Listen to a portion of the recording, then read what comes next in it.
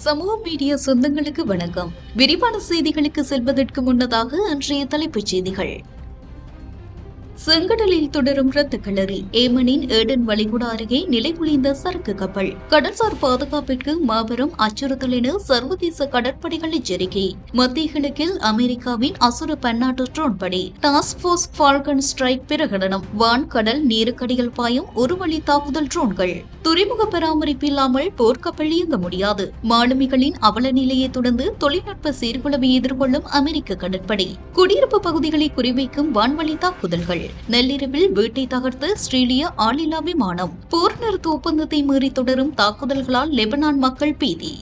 America ஆஸ்திரேலியாவில் ஏற்பட்டு பிராந்திய போரில் ஹவுதிகள் சிக்கொண்டனர். உணவு மருந்து விநியோக தடைகளை நீக்க மாஸ்கோ திட்டமிட்ட கோரிக்கை. ஹோர்முஸ் ஜலசந்தியில் தொடரும் முடக்கம். மாதாந்திர சராசரியை விட கடுமையாக சரிந்த கப்பல் போக்குவரத்து. அவை மது தலைப்புச் செய்திகள். இனி தொடர்பான விரிவான செய்திகள்.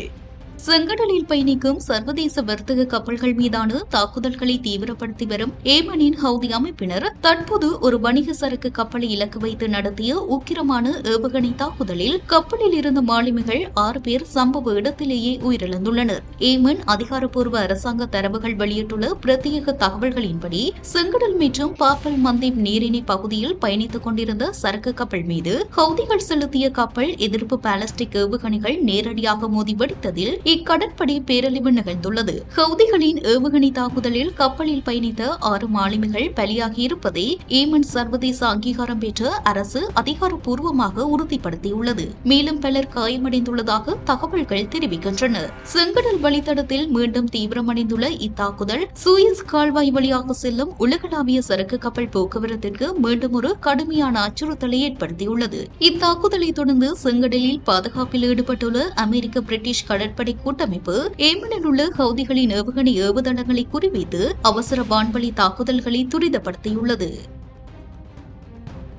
மத்திய கிழக்கில் ஈரான் மற்றும் அதன் ஆதரவு அமைப்புகளுடனான போர் தீவிரமடைந்துள்ள சூழலில் கடலுக்கு மேலேயும் கடலின் மீதும் கடலுக்கு அடியில் இருந்தும் ஒரே நேரத்தில் தாக்குதல் நடத்தக்கூடிய பிரம்மாண்டமான பன்னாட்டு ட்ரோன் படைப்பிரிவான டாஸ்க் போர்ஸ் ஃபால்கன் ஸ்ட்ரைக் உருவாக்கப்பட்டுள்ளதாக அமெரிக்க ராணுவம் அதிகாரப்பூர்வமாக அறிவித்துள்ளது. அமெரிக்க மத்திய கட்டளை பிரிவின் அதிகாரப்பூர்வ பிரகடனத்தின் அடிப்படையில் தயாரித்துள்ள பிரத்யேக அறிக்கையின்படி அமெரிக்க சிறப்பு நடவடிக்கை கட்டளை மையத்தின் தலைமையின் கீழ் இப்புதிய பன்னாட்டு ட்ரோன் படைப்பிரிவு இயங்கும். ஃபால்கன் ஸ்ட்ரைக் படைப்பிரிவிடம் வான்வழி, கடல் மேல்பரப்பு மற்றும் கடலுக்கு அடியில் இருந்து இலக்குகளை துல்லியமாக தாக்கி அளிக்கும் ஒரு வழி தாக்குதல் ட்ரோன்கள் இடம்பெறும். இவை அமெரிக்க மற்றும் பிராந்திய கூட்டாளி நாடுகளின் ராணுவ பணியாளர்களால் கூட்டாக இயக்கப்படும். கடந்த டிசம்பரில் அமெரிக்காவால் தொடங்கப்பட்ட டாஸ்க் போர்ஸ் ஸ்கார்பியன் ஸ்ட்ரைக் படைப்பிரிவு ஆபரேஷன் எபிக் ஃபியூரி மற்றும் ஜூலை மாதம் ஈரானிய துறைமுகங்கள் மீதான ஆளில்லா தாக்குதல்களில் பெற்ற வெற்றியை தொடர்ந்து அதன் விரிவாக்கமாகவே இப்புதிய பன்னாட்டு படைப்பிரிவு உருவாக்கப்பட்டது. நமது பிராந்திய நட்பு நாடுகளிடையே நிகழும் மகத்தான புத்தாக்கத்தை கருத்தில் கொண்டு ஸ்கார்பியன் ஸ்ட்ரைக்கின் வெற்றியை ஃபால்கன் ஸ்ட்ரைக் விரிவுபடுத்தும். புதிய திறன்களை ஒருங்கிணைத்து ஒன்றாக செயல்படுத்துவது கூட்டாக நம்மை மேலும் வலுவாக்கும் என சென்கோம் தளபதி அட்மிரல் பிராட் கூப்பர் தெரிவித்துள்ளார். ரஷ்யாவிற்கு எதிரான போரில் உக்ரைன் உருவாக்கிய அதிநவீன ட்ரோன் தொழில்நுட்பங்கள் மற்றும் ட்ரோன் இடைமறிப்பு விமானங்களை அமெரிக்கா மத்திய கிழக்கிற்கு பயன்படுத்த தொடங்கியுள்ளது. உக்ரைனுடன் மேற்கொள்ளப்பட்ட புரிந்துணர்வு ஒப்பந்தங்களின் அடிப்படையில் இக்கூட்டு உற்பத்தி விரிவுபடுத்தப்பட்டுள்ளது.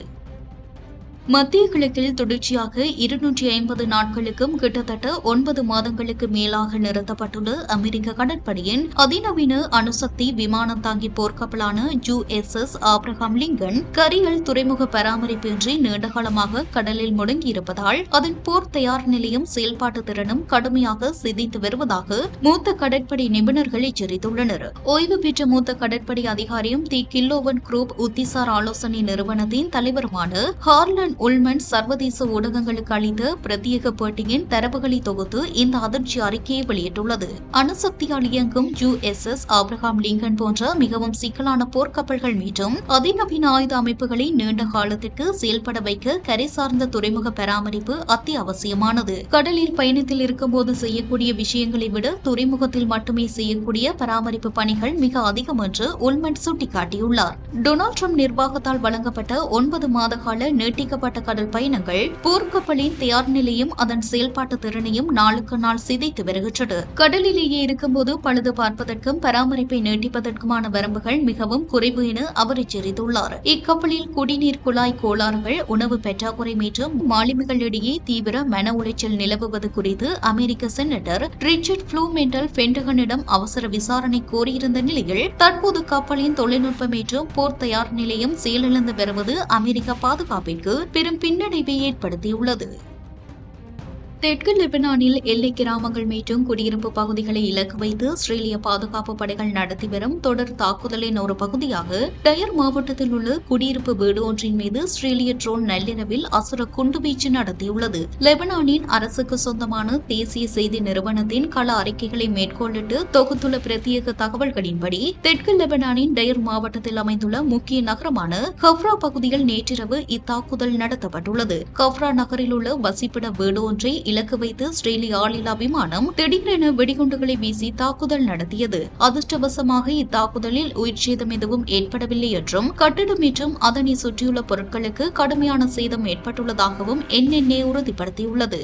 கடந்த சில நாட்களாகவே மஷ்தல் சூன் அல் மன்சூரி மற்றும் சவ்தார் அல் ஷர்கியாவில் உள்ள அரசு பள்ளிகள் மற்றும் குடியிருப்புகளை இஸ்ரேலிய படைகள் வெடிவைத்து தகர்த்து வரும் நிலையில் கஃப்ரா நகரில் நடத்தப்பட்டுள்ள இந்த ட்ரோன் தாக்குதல் அப்பகுதி மக்களிடையே பெரும் பீதியை ஏற்படுத்தியுள்ளது.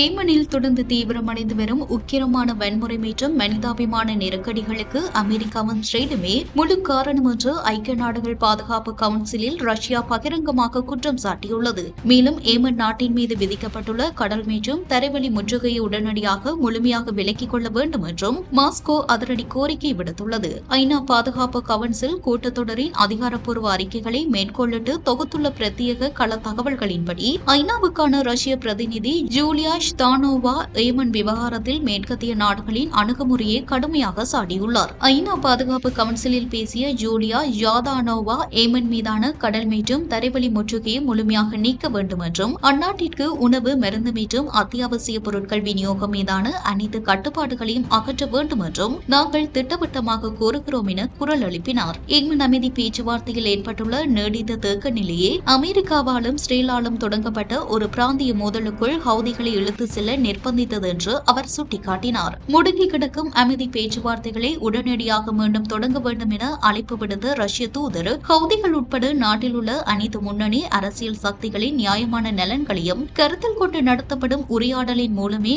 ஏமனில் நிரந்தர அரசியல் தீர்வு சாத்தியமாகும் என தெளிவுபடுத்தினார்.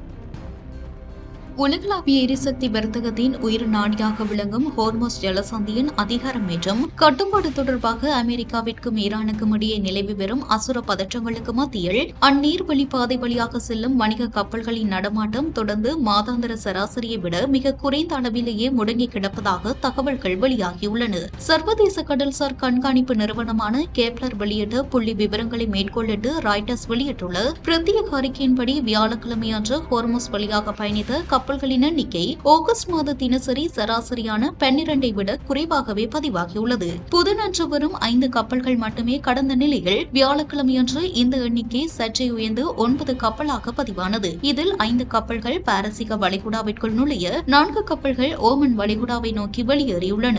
இவை அனைத்தும் முதன்மையாக ஈரானிய கப்பல் போக்குவரத்து வழித்தடத்தையே பயன்படுத்தியுள்ளன. தாக்குதல்களுக்கு பயந்து தங்களின் இருப்பிடத்தை நேரலையில் காட்டும் டிரான்ஸ்பாண்டர்களை முற்றிலும் அணைத்துவிட்டு ரகசியமாக பயணிக்கும் ஏராளமான கப்பல்களை இப்புள்ளி விவரங்கள் கணக்கில் கொள்ளவில்லை என்பது குறிப்பிடத்தக்கது. அதேவேளையில் செங்கடலின் முகத்துவாரமான பாப்பல் மண்டிப் ஜலசந்தி வழியாக திறக்கப்பட்ட டிரான்ஸ்பாண்டர்களுடன் வியாழனன்று 19 சரக்கு கப்பல்கள் பயணித்துள்ளன. இத்துடன் குறித்த காணொளி நிறைவடைகின்றது. தொடர்ந்தும் சமூக மீடியாவுடன் இணைந்திருங்கள். இது போன்ற பல செய்திகளை தெரிந்து கொள்ள நம்முடைய சமூக மீடியா யூடியூப் சேனலை சப்ஸ்கிரைப் செய்து அருகிலுள்ள பெல் பட்டனை கிளிக் செய்யுங்கள். மேலும் செய்திகளை உடனுக்குடன் தெரிந்து கொள்ள சமூகமீடியா.com என்ற இணையதளத்தின் வாயிலாக எங்களுடன் இணைந்திருங்கள்.